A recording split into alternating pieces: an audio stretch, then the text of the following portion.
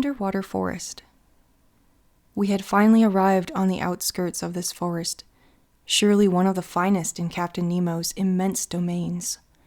He regarded it as his own, and had laid the same claim to it that, in the first days of the world, the first men had to their forests on land. Besides, who else could dispute his ownership of this underwater property? What other bolder pioneer would come, axe in hand, to clear away its dark underbrush? This forest was made up of big tree-like plants, and when we entered beneath their huge arches, my eyes were instantly struck by the unique arrangement of their branches, an arrangement that I had never before encountered. None of the weeds carpeting the seafloor, none of the branches bristling from the shrubbery crept or leaned or stretched on a horizontal plane. They all rose right up towards the surface of the ocean.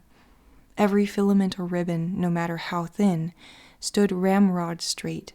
Fucus plants and creepers were growing in stiff perpendicular lines, governed by the density of the element that generated them. After I parted them with my hands, these otherwise motionless plants would shoot right back to their original positions. It was the regime of verticality. I soon grew accustomed to this bizarre arrangement, likewise to the comparative darkness surrounding us. The seafloor in this forest was strewn with sharp chunks of stone that were hard to avoid. Here the range of underwater flora seemed pretty comprehensive to me, as well as more abundant than it might have been in the Arctic or tropical zones, where such exhibits are less common.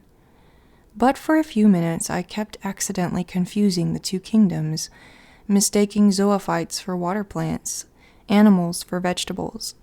And who hasn't made the same blunder?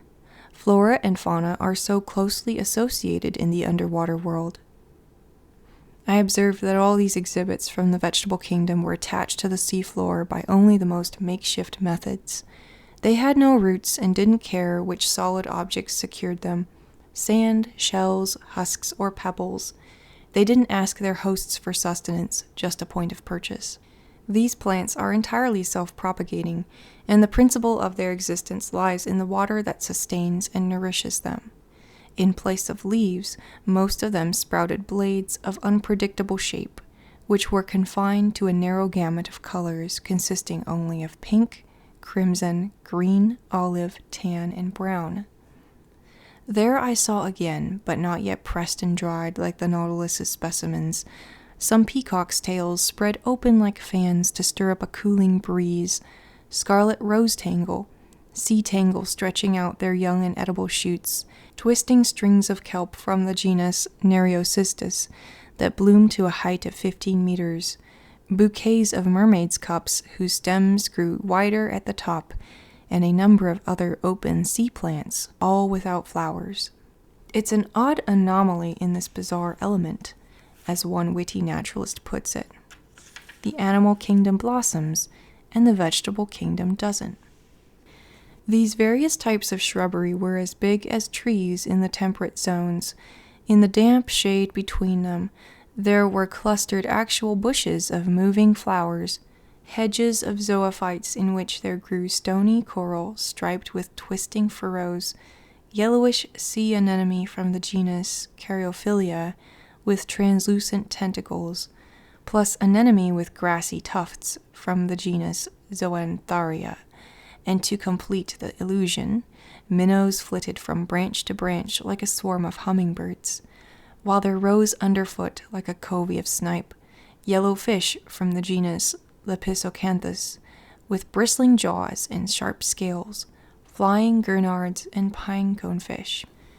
Near 1 o'clock, Captain Nemo gave the signal to halt. Speaking for myself, I was glad to oblige, and we stretched out beneath an arbor of winged kelp, whose long, thin tendrils stood up like arrows. This short break was a delight. It lacked only the charm of conversation, but it was impossible to speak, impossible to reply. I simply nudged my big copper headpiece against Conseil's headpiece. I saw a happy gleam in the gallant lad's eyes, and to communicate his pleasure he jiggled around in his carapace in the most comical way. After 4 hours of strolling, I was quite astonished not to feel any intense hunger. What kept my stomach in such a good mood, I'm unable to say. But in exchange, I experienced that irresistible desire for sleep that comes over every diver. Accordingly, my eyes soon closed behind their heavy glass windows, and I fell into an uncontrollable doze, which until then I had been able to fight off only through the movements of our walking. Captain Nemo and his muscular companion were already stretched out in this clear crystal, setting us an admirable example. How long I was sunk in this torpor I cannot estimate, but when I awoke it seemed as if the sun was settling towards the horizon. Captain Nemo was already up, and I'd started to stretch my limbs, when an unexpected apparition brought me sharply to my feet. A few paces away, a monstrous meter-high sea spider was staring at me with beady eyes, poised to spring at me. Although my diving suit was heavy enough to protect me from this animal's bites, I couldn't keep back a shudder of horror. Just then, Conseil woke up, together with the Nautilus's sailor. Captain Nemo alerted his companion to this hideous crustacean, which a swing of the rifle butt quickly brought down, and I watched the monster's horrible legs writhing in dreadful convulsions. This encounter reminded me that other, more daunting animals must be lurking in these dark reaches, and my diving suit might not be adequate protection against their attacks. Such thoughts hadn't previously crossed my mind, and I was determined to keep on my guard. Meanwhile, I had assumed this rest period would be the turning point in our stroll, but I was mistaken, and instead of heading back to the Nautilus, Captain Nemo continued his daring excursion. The seafloor kept sinking, and its significantly steeper slope took us to greater depths. It must have been nearly 3 o'clock when we reached a narrow valley, gouged between high, vertical walls and located 150 meters down. Thanks to the perfection of our equipment, we had thus gone 90 meters below the limit that nature had, until then, set on man's underwater excursions.